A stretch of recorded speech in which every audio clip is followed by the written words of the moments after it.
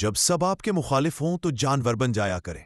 ایک دفعہ ایک گھوڑا ایک گہرے گڑھے میں جا گرا اور زور زور سے آوازیں نکالنے لگا۔ گھوڑے کا مالک کسان تھا جو کنارے پہ کھڑا اسے بچانے کی ترکیبیں سوچ رہا تھا۔ جب اسے کوئی طریقہ نہیں سوجھا تو ہار مان کر دل کو تسلی دینے لگا کہ گھوڑا تو اب بوڑھا ہو چکا ہے، وہ اب میرے کام کا بھی نہیں رہا، چلو اسے یوں ہی چھوڑ دیتے ہیں، اور گڑھے کو بھی آخر کسی دن بند کرنا ہی پڑے گا، اس لیے اسے بچا کر بھی کوئی خاص فائدہ نہیں۔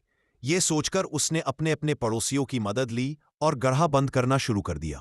سب کے ہاتھ میں ایک ایک بیلچا تھا جس سے وہ مٹی، بجری اور کوڑا کرکٹ گڑھے میں ڈال رہے تھے۔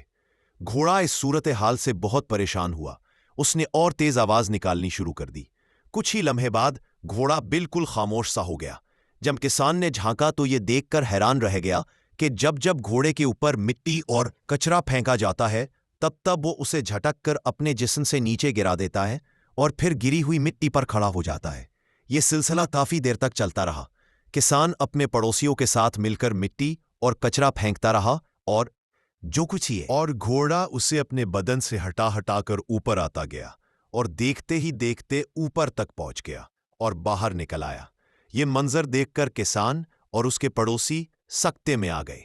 زندگی میں ہمارے ساتھ بھی ایسے واقعات رونما ہو سکتے ہیں کہ ہمارے اوپر کچرا اچھالا جائے، ہماری کردار کشی کی جائے، ہمارے دامن کو داغدار کیا جائے، ہمیں تان و تشنیع کا نشانہ بنایا جائے، لیکن گندگی کے اس گڈھے سے بچنے کا طریقہ یہ نہیں کہ ہم ان غلاظتوں کی تہ میں دفن ہو کر رہ جائے